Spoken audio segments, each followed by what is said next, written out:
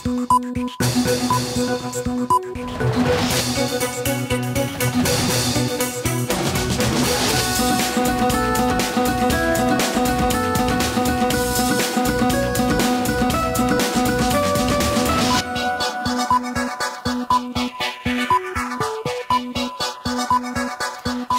স্বাগত দুপুরের মাছরাঙা সংবাদে।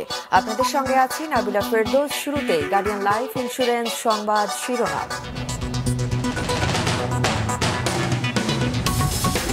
দিল্লিতে শেখ হাসিনা নরেন্দ্র মোদী একান্ত বৈঠক, 10টি সমঝোতা স্মারক সই, রাষ্ট্রপতি ভবনে শেখ হাসিনাকে সংবর্ধনা ও গার্ড অব অনার প্রদান। সিলেট, রংপুর, কুড়িগ্রাম ও নেত্রকোনায় বন্যা পরিস্থিতির উন্নতি, দুর্ভোগে পানিবন্দী মানুষ, গাইবান্ধা, তিস্তায়, ব্রহ্মপুত্র ও করতোয়ায় পানি বাড়ছে। এবার বিস্তারিত সংবাদ। ভারত সফররত প্রধানমন্ত্রী শেখ হাসিনা ও সে দেশের প্রধানমন্ত্রী নরেন্দ্র মোদীর মধ্যে একান্ত ও দ্বিপক্ষীয় বৈঠক অনুষ্ঠিত হয়েছে। বৈঠক শেষে সংবাদ সম্মেলনে দুই দেশের মধ্যে 10টি সমঝোতা স্মারক স্বাক্ষরিত হওয়ার কথা জানানো হয়। এর আগে স্থানীয় সময় সকাল 9টায় রাষ্ট্রপতি ভবনে পৌঁছে তাকে স্বাগত জানান মোদী। শেখ হাসিনাকে দেয়া হয় লাল গালিচা সংবর্ধনা এবং গার্ড অব অনার। বেজে ওঠে দুই দেশের জাতীয় সঙ্গীত। সশস্ত্র সালাম গ্রহণের পর গার্ড অব অনার পরিদর্শন করেন প্রধানমন্ত্রী। রাষ্ট্রপতি ভবনে আনুষ্ঠানিকতা শেষে রাজঘাটে মহাত্মা গান্ধীর সমাধিতে যান শেখ হাসিনা। সেখানে ফুল নিয়ে শ্রদ্ধা জানান প্রধানমন্ত্রী শেখ হাসিনা। भारत बांग्लादेश के बीच गंगा नदी पर दुनिया की सबसे लंबी रिवर क्रूज को सफलतापूर्वक पूरा किया गया है। भारत बांग्लादेश के बीच पहली क्रॉस बॉर्डर फ्रेंडशिप पाइपलाइन पूरी की गई है। भारतीय ग्रिड से होते हुए नेपाल से बांग्लादेश तक बिजली निर्यात ऊर्जा क्षेत्र में বাংলাদেশের সব থেকে বড় প্রতিবেশী, বিশ্বস্ত বন্ধু এবং আঞ্চলিক অংশীদার। 1971 সালে মহান মুক্তিযুদ্ধের সময় ভারত আমাদের রাজনীতিবিদদের ব্যর্থ প্রমাণ করার জন্য একটি মহল সুপরিকল্পিতভাবে ষড়যন্ত্র চালিয়ে যাচ্ছে বলেছেন আওয়ামী লীগের সাধারণ সম্পাদক ওবায়দুল কাদের। তিনি আরো বলেন, সাম্প্রদায়িক শক্তির কারণে আমাদের বিজয়কে আমরা এখনো সুসংহত করতে পারিনি। সকালে রাজধানীর সোহরাওয়ার্দী উদ্যানে আওয়ামী লীগের প্রতিষ্ঠা বার্ষিকীর সমাবেশ স্থল পরিদর্শনে গিয়ে সাংবাদিকদের এক প্রশ্নের জবাবে এসব কথা বলেন তিনি।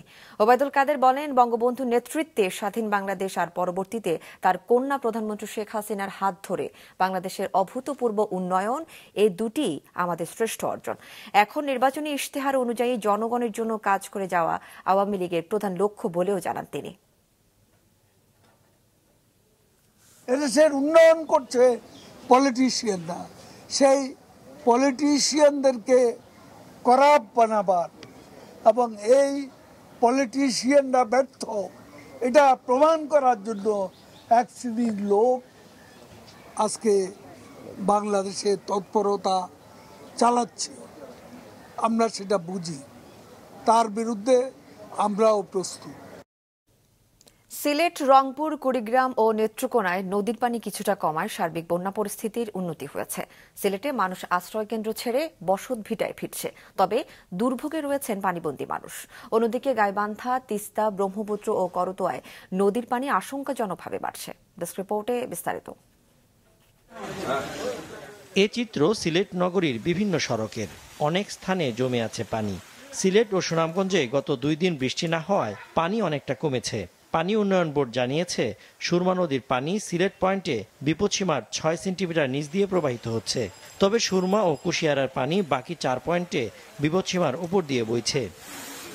পানি কমায় সিলেটের কোনো কোনো আশ্রয় কেন্দ্র থেকে বসত ভিটায় ফিরেছে মানুষ।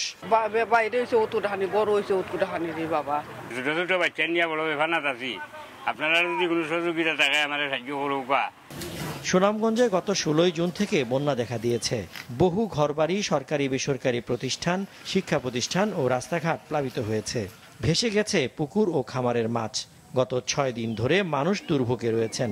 এখনও জেলা সদরের সঙ্গে তাহিরপুর, ছাতক ও দোয়ারা বাজার উপজেলায় সরাসরি যান চলাচল বন্ধ রয়েছে। বাড়িতেও যাইতে পারি না, বুঝলি, পানির লাগি। মানে বাড়িতেও তুই আইলাম, বুঝলি, এটার কোনো নিরাপত্তা নাই। নেত্রকোনায় বন্যা পরিস্থিতির কিছুটা উন্নতি হলেও কমেনি দুর্ভোগ। জেলা পানি উন্নয়ন বোর্ডের তথ্যানুযায়ী উবদাখালী নদীর পানি কলমাকান্দা পয়েন্টে এখনও বিপদসীমার ৩৯ সেন্টিমিটার উপর দিয়ে বইছে। কলমাকান্দার ৮টি ইউনিয়ন সহ বারহাট্টা ও নেত্রকোনা সদর এবং খালিয়াজুড়ি উপজেলার বেশ কয়েকটি ইউনিয়নের প্রায় ১২০টি গ্রামের নিচু এলাকা প্লাবিত হয়েছে। এখনও প্রায় ১৫,০০০ মানুষ পানিবন্দী রয়েছেন। পানি একটু হালকা নামতেছে, অনেক ঝুঁকিপূর্ণ আছে, সাপ বিচ্ছুর ভয়ঙ্কর আছে। আমরা তো রান্না বান্না করতে পারতাছি না, আমরা চলাফেরা করতে পারতাছি না। কিছুটা কমলেও রংপুরের কাউনিয়া পয়েন্টে তিস্তার পানি বিপদসীমার ৩০ সেন্টিমিটার উপর দিয়ে প্রবাহিত হচ্ছে।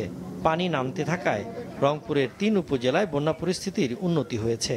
ভাঙন আতঙ্কে রয়েছে কাউনিয়ার গদাইগ্রাম এলাকার মানুষ। নদী তো ভেঙে আসতেছে, পানি যেন বাতাস উঠে নদীর পানিটা ঢেউ উপরে উঠে পুতুল পাতুল শুরু হয়ে যায়, তো অনেক তো ভেঙে ভেঙে পড়ে যায়। গদাই নামে যে একটা গ্রাম ছিল, এই গ্রামটার কোনো চিহ্ন থাকবে না যদি এখনই ব্যবস্থা না নেয়। এদিকে কুড়িগ্রামে নদ নদীর পানি কমছে।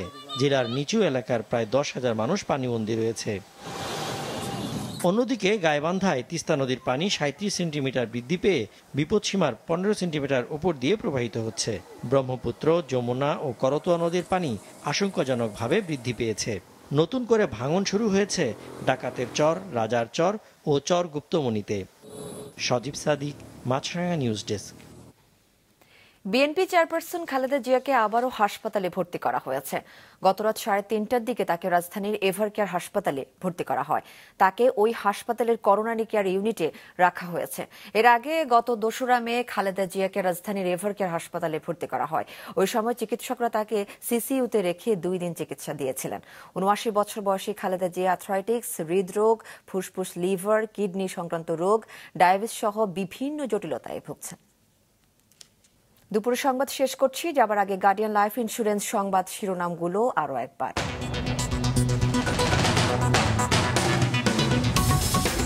দিল্লিতে শেখ হাসিনা নরেন্দ্র মোদী একান্ত বৈঠক, 10টি সমঝোতা স্মারক সই, রাষ্ট্রপতি ভবনে শেখ হাসিনাকে সংবর্ধনা ও গার্ড অব অনার প্রদান। সিলেট, রংপুর, কুড়িগ্রাম ও নেত্রকোনায় বন্যা পরিস্থিতির উন্নতি, দুর্ভোগে পানিবন্দী মানুষ, গাইবান্ধা, তিস্তা, ব্রহ্মপুত্র ও করতোয়ায় পানি বাড়ছে। এ ছিল এখনকার মতো। ফেসবুকে আপডেট পেতে ভিজিট করুন মাছরাঙা টেলিভিশনের পেজে, ইউটিউব চ্যানেলেও দেখতে পারেন আমাদের সংবাদ প্রতিবেদন ও অনুষ্ঠান। আমাদের পরবর্তী সংবাদ বিকেল ৫টায় দেখার আমন্ত্রণ রইল।